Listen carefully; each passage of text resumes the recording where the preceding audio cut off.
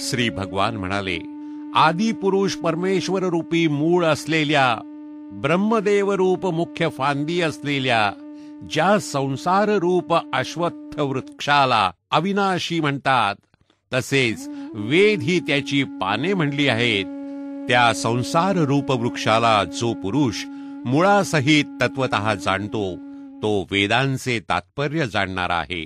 त्या संसार वृक्षाच्या तिन्ही गुणरूप पाण्यानं वाढलेल्या, तसेच विषयभोगरूप अंकुरांच्या देव, मनुष्य आणि पशुपक्षादी योनी रूप फांद्या खाली व वर सर्वत्र प्रसरल्या आहेत.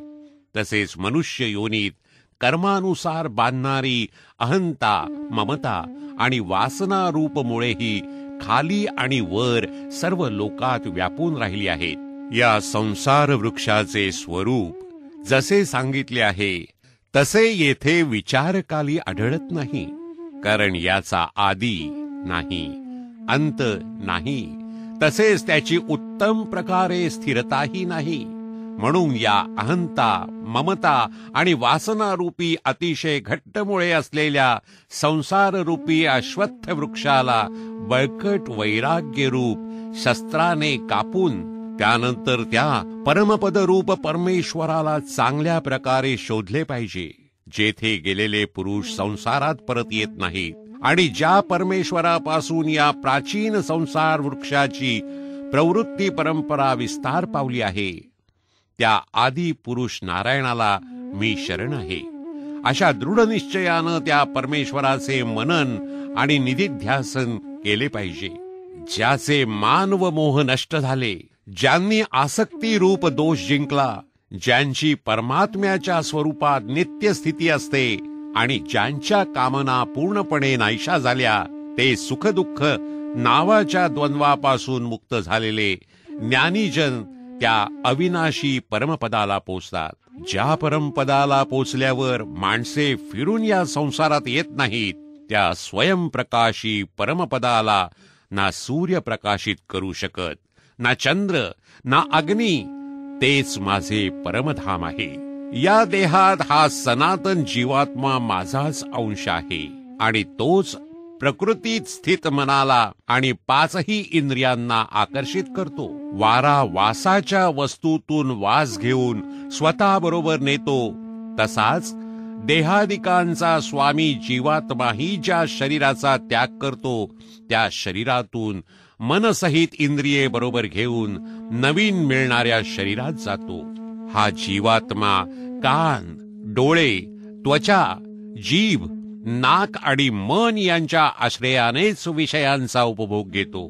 शरीर सोडून जात असता किंवा शरीरात राहत असता किंवा विषयांचा भोग घेत असता किंवा 3 गुणांनी युक्त असताही अज्ञानी लोक ओळखत नाहीत.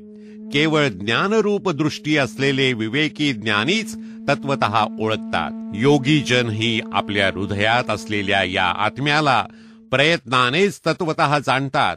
परंतु ज्यांनी आपले अंतःकरण शुद्ध केले नाही, असे अज्ञानी लोक प्रयत्न करूनही या आत्मस्वरूपाला जाणत नाही. सूर्यामध्ये राहून जे तेज सर्व जगाला प्रकाशित करते, ते तेज चंद्रात आहे आणि जे अग्नीत आहे ते माझेच तेज आहे, असे तू जाण. आणि मीच पृथ्वीत शिरून आपल्या शक्तीने सर्व भूतांना धारण करतो आणि रसरूप अर्थात अमृतमय चंद्र होऊन सर्व वनस्पतींचे पोषण करतो. मीच सर्व प्राण्यांच्या शरीरात राहणारा प्राण व अपानाने संयुक्त वैश्वानर अग्निरूप होऊन 4 प्रकारचे अन्न पचवितो. मीच सर्व प्राण्यांच्या हृदयात अंतर्यामी होऊन राहिलो आहे. माझ्यापासूनच स्मृती, ज्ञान आणि अपोहन ही होतात. सर्व देवांकडून मीच जाणण्यास योग्य आहे. तसेच वेदांताचा कर्ता आणि वेदांना जाणणाराही मीच आहे.